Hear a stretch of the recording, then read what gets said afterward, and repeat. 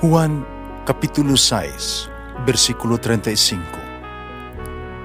Si Jesus miingon kanila, "Ako mao ang pan nga naghatag sa kinabuhi.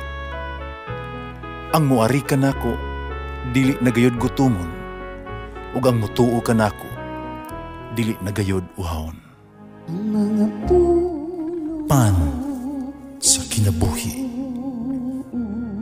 maglikon unta sa mong pagtuo ug gagakabi sa pagtuman sa imong mahal nga kasuguan.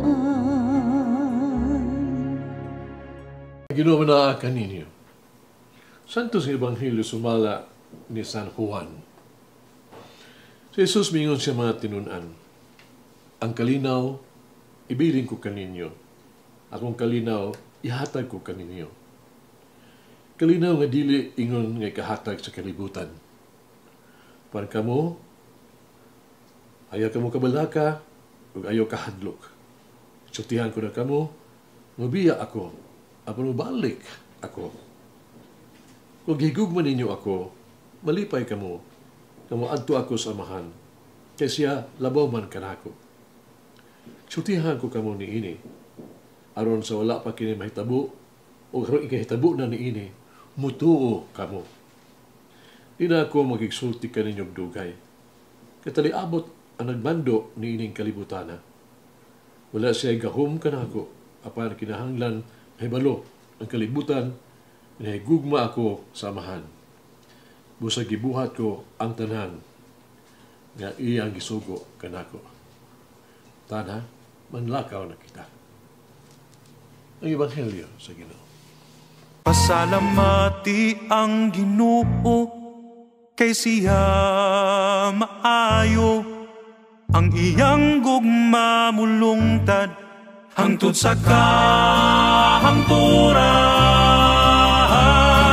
Pasalamati ang Diyos sa tanang mga Diyos, ang iyang gugma malungtaron. Pasalamati ang Ginoo sa mga Ginoo, ang iyang gugma malungtaron.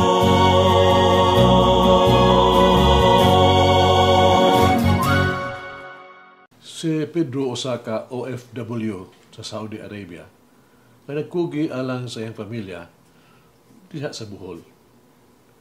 Pero wala damha, may trahedyang maigo sa iyang pamilya. Kaya mintras siya nagtrabaho sa gawa sa nasod, alang sa iyang pamilya, ay ang asawa nahimong madyungira, panahubog, nag-usik-usik siyang kwarta, kauban sa iyang mga barkada. Dugang pa, sige pag-isagreklamo, kadili pag-igo ang salapi ng ipadala na ipasa kuno sa tuition siya mga anak ng eskwela. Sa ding ipauli siya, aron magbakasyon, yung diskubrihan ang matuuran bahin sa dili maayog at mamatasan sa bisyo sa iyang asawa. Nalibog na samok, nakadahon na siya. Si Pedro, kapapahawaon ang iyang asawa sa ilang balay. Apan, naghahangyo og pasaylo ang iyang asawa. Manayo. Alang sila, ug alang tulo sa ilang mga anak. Ug igog usa ka Kristohanon, siya nangatungad-to, nagakaton sa pagpasaylo sa iyang mahinusulong asawa.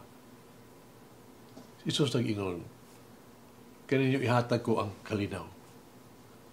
Kayo itugot ng inyong kasing-kasing mag-uol o mahadlok. Bangon, pagpag-o na."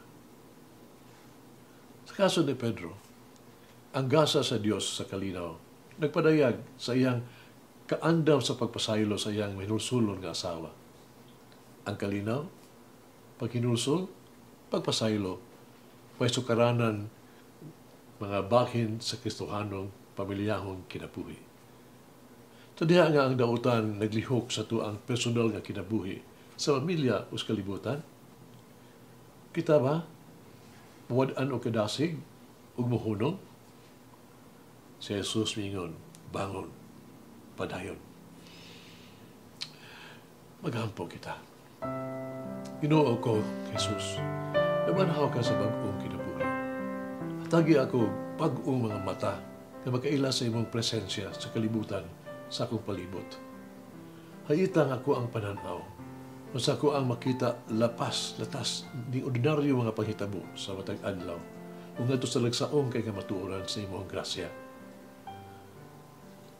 Pasigaang ako ang panglantaw sa kalibutan. Umasa na bag-o nga paglaong sa pag-abot sa imong gingharian.